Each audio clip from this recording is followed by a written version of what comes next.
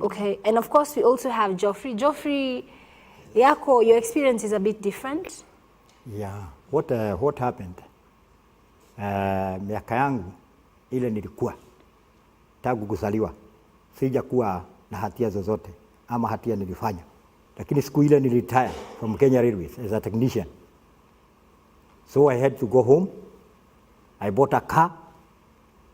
That person aliona ya kwamba niko na pesa na nafanya mambo mazuri kwangu nyumbani, and by that time he had to come close to my wife. This person was your friend? He was my friend. Naye my wife akafisua ile siri nilikuwa naye ya kipesa kwa bank, kwa sababu nilikuwa na bank bill. Sasa huyo mwanaume yeye akaingilia pande ya mwanamke so that he can get that money from the bank. Akuibie sasa? Yeah, because it was a joint account. How long had you been married to your wife by then? I married when I was 24 years. So you were together for how long? From 25 years to, that is 56 years. 56 years? 56. By that time when now you found yourself in that situation. The man came to my wife, na my wife akafishua ile pesa niko naye kwa bank, na wakaenda wakaitoa. Wakatoa pesa ngapi sasa hiyo? It about 60,000. Sasa ile nilijua, sasa nikaenda kwa police station, nikaripoti that matter. The police wakanipa barua, nikapeleka kwa chief, na tukaita kwa chief, na akakanywa na akaondoka. Sasa ile nilikuwa nakwenda nyumbani, alikuwa amejifisha kwa kichaka. Yeye alikuwa tayari na kisu. Na nikaambia Mungu, if at all this man is going to kill me, God kill him before he kill me. Na nikaamini hiyo. Sasa ile nilikuwa nataka kunitunga kishu hapa, nikamchapa ngumi moja, hiyo mtu nikafunja mbavu moja pande hii. Paka nikaangusha chini. By that time nilikuwa mtu iko na nguvu. Nikamwangusha chini, akakongwa pande, akafa. Na mlikuwa mtu ni rika moja na yeye ama alikuwa mdogo wako? No, he was very young. He was born in 1964. Nikaenda straight to the police station. Kushtaki sasa? Kushtaki that. Kufika huko, kawekwa ndani. Kawekwa ndani. And by that time, nikaendelea tu na kupelekwa jela for 4 years. Na sasa ile nilienda kukesi, judge mwenyewe akaniambia sema ile ufanye. I talked the real thing. You are remorseful? Yeah. Because you didn't mean to kill him? Yeah. Judge akakuachilia? Sasa judge mwenyewe akuuliza, ile kishu ilipelekwa government chemistry, iletwe hapa. Ikaletwa, ikaonekana hakuna damu ilikuwa. Zile nguo nilikuwa nazo, zikaletwa hapo, zikaonekana hakuna damu. So, judge mwenyewe akarule that case. He was defending himself. And if he could not defend himself, he could be tapped with that knife. Wewe ndio ungekuwa umekufa sasa. Yeah. Judge akasema, you are right to go home without being jailed. Sasa hapo ukiachiliwa. Yeah. So I served in prison 4 good years, and I came out from prison bila kufungwa. Some very inspiring stories here in studio, just to show you that even through your darkest time, there's always light at the end of the tunnel. And of course, these are stories of redemption. Remember that you can join the conversation via the hashtag #RealTalkWithTemima. Let me know what your comments, views, and feedback are. If you want to reach out to any of the guests that we have on the show tonight. Now, I want to introduce some more guests, and also I have experts with me in studio. But before that, we'll be taking a very quick break. When we come back, still more to come here on Real Talk.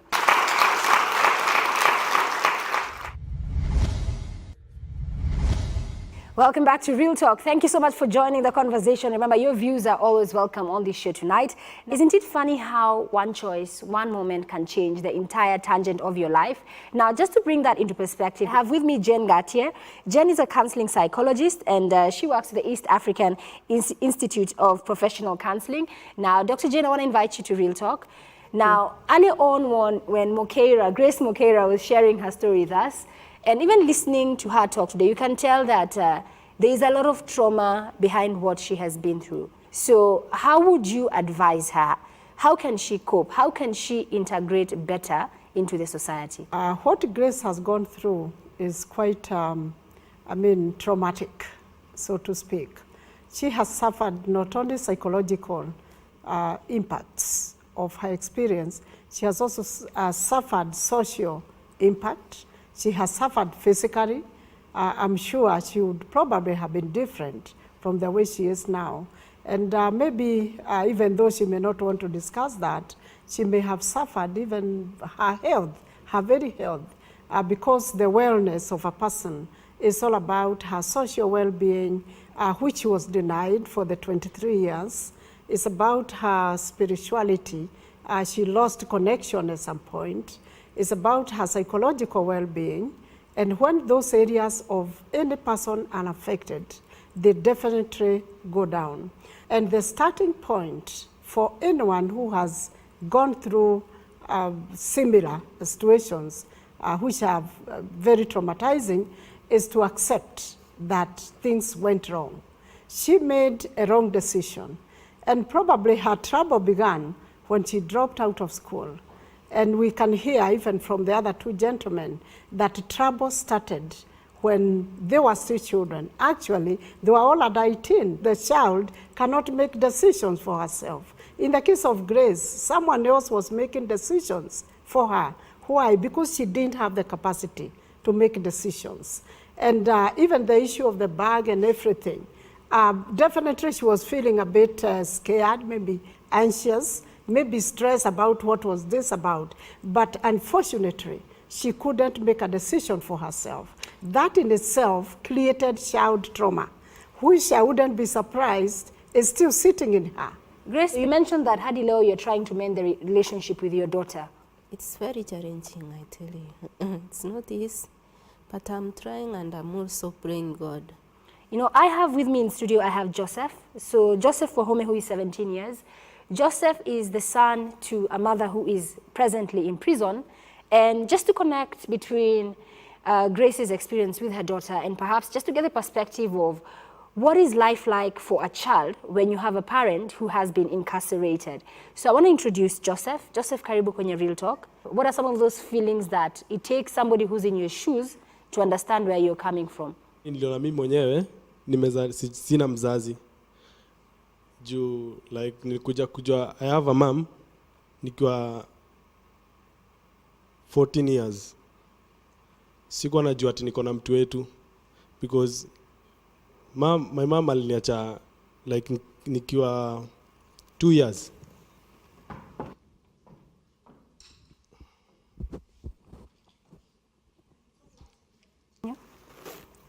Venye aliniacha mimi nilipelekwa children's home. So nikiwa children's home nilikuwa mtu ako na hasira sana. Kuna zile games mnasema saa 10 tunaenda kupigana na huyo. So mimi walikuwa wanajuanga. Haikuwa ati ni mchezo, tukienda kupigana ninakupiga na kuacha huko alipoa. So director alikuwa anajuanga mimi ni mtoto mbaya. Hiyo children's home watu wanakuja kutembelewa. Mimi yangu sijaiona mzazi ama hata mtu mwenye anaweza sema huyu ni wetu. Mimi hadi ile figa yetu ati ni kwetu kulikuwa hivi singewahi jua. Mimi nilikuwa najuanga tu kitu moja, mamangu alikuwa na salon.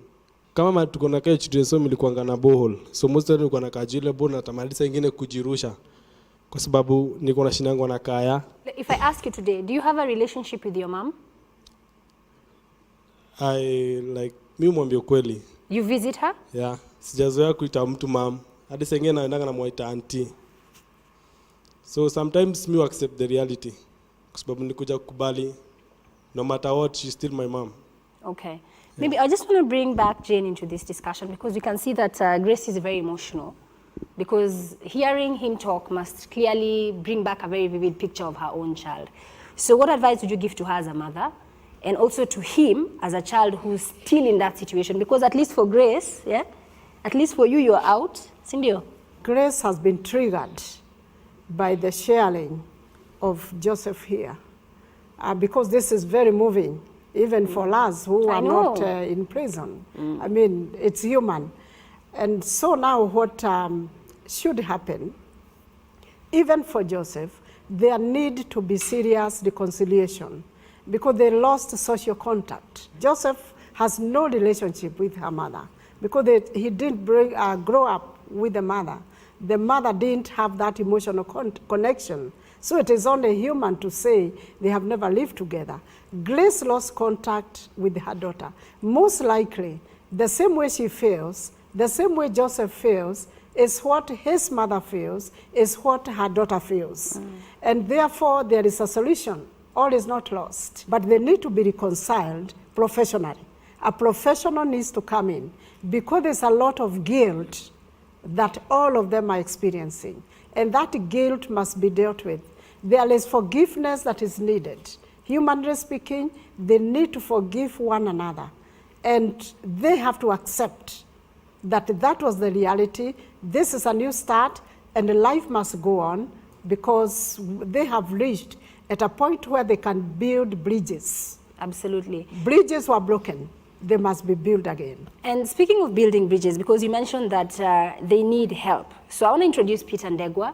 Peter, you're actually a founder of Patmos Trust, which rehabilitates and integrates people who have been in prison. Ideally, your organization offers this sort of help. Maybe you can tell us more about what Patmos does, and probably how can the rest of us perhaps be more understanding and assist people who have served long periods of time in prison to reintegrate back into society. I've been visiting prison for the last 20 years, since 1996. During those visits also, I met Grace in prison. In one of the programs which I have been learning in prison, Bible correspondence courses, and she enrolled in those programs. And then later on, when she got presidential pardon, when she came out, I started following her up because she faced a lot of rejection and she had nowhere to start something up. So I took her case and I asked her, what can you do? And she told me, I would not like to depend on people, borrowing on people, but what I have learned in prison, some skills, I can use those skills. If there is some, I can get some money to purchase some items, then I can work with my hands. And that's what I did. I funded her to purchase items for making beads and some other items. I have been moving with her and also others who are here. Majority of them we met in prison, and also I've been also doing them follow-up outside. So basically Francis, Silas, Grace, all of you actually now, you are ambassadors to other people who are currently languishing in prison. So you take messages of hope, messages of them reforming as well? Yes. Right. Okay, so I want to bring it back to Dr. Jane. We realize a lot of young people are home for the holidays. We have 2 months before kids go back to school. And those 2 months are a long time, yeah? And what we've seen tonight is that it just takes one wrong choice, bad friends, for your child's life to be impacted in a way that even you as a parent might not be able to control or change. So perhaps, what would you say to that young person who's watching, and maybe just to connect all the stories we've had tonight, so that they can understand that, yes, this is Grace seated next to Tamima, but Grace, when Grace was 17, she had her whole life ahead of her. But today we are seated here sharing her story, a very different kind of story. Yes, young people at home is very tempting to want to do the in thing, to want to have that good money, to have that good friend who will take them out. But just that one decision, as you say, Tamima, is what makes the whole difference. It makes a turnover of events. And what I'm trying to say is, young people, not only young people, everyone must learn to make the right choices. And even when we are influenced, we need to be able to make a decision. We need to develop something called assertiveness.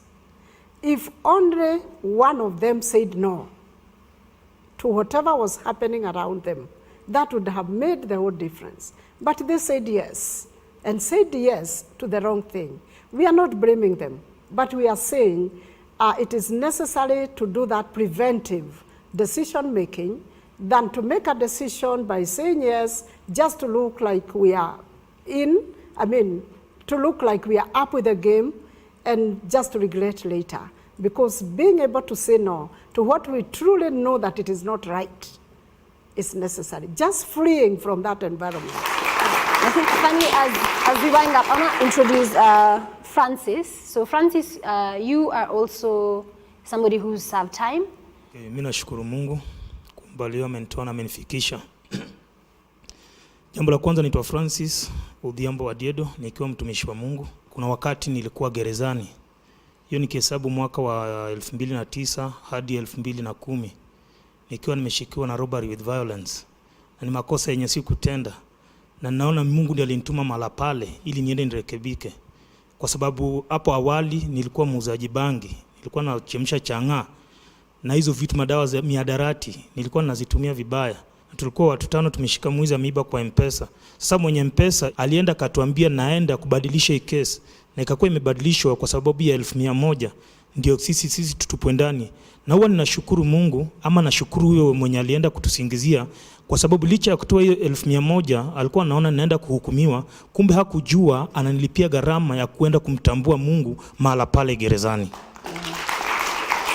So what advice would you give to young people? Penye tuko saizi, tuko na ushawishi mingi, na kila siku huwa nawahubiria nikisema shetani huwa amependa kutumia youth sana. Hakuji kutumia wale wenye wameshakuwa wazee sana, anakuja kutumia youth sana sana. Anaingia kwa njia ya fedha, na anaingia kwa njia hizo madawa za kulevya. Vile vile mimi nilikuwa naitumia. Kesi ya robbery with violence sio kesi tu ya kwenda kuiba mayai na kurudi, sio kesi tu ya kwenda kupiga mtu ngumi ama assault. Ni kesi ukipatikana na hatia, wewe hukumu yako ni kinyongo. Na tazama penye Mungu alinitoa mpaka penye amenifikisha. Ni watu wamekuwa wakitoka gerezani, wakikuja wananipigia simu nikiwa na nafasi kazini, na muingiza mala pale kazini. Hii ndio uhusiano mwema yenye tunataka tufanye sisi kama ma-ex. Tulikuwa tunaitwa ma-ex, lakini sasa sisi kama watumishi wa Mungu wa kutambulika, si wa kuenda mala fulani, bali wenye wameitwa na Mwenyezi Mungu,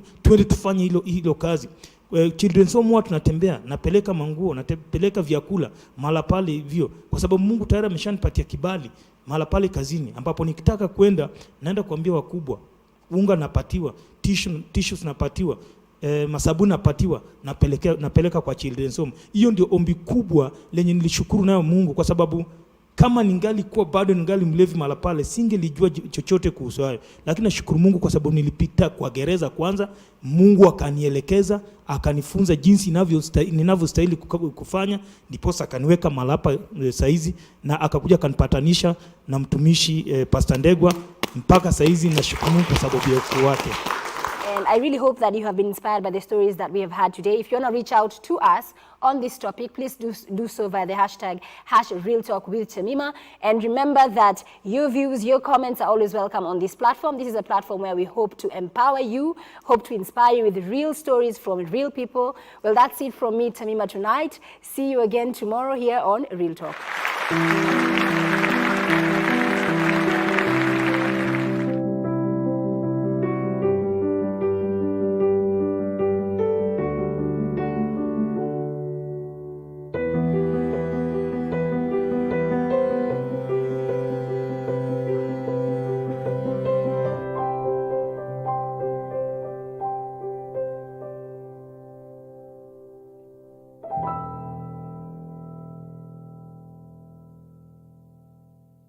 Hello, I am Temima, the host of Real Talk with Temima, and I would like to invite you to be part of my audience or a guest on the show.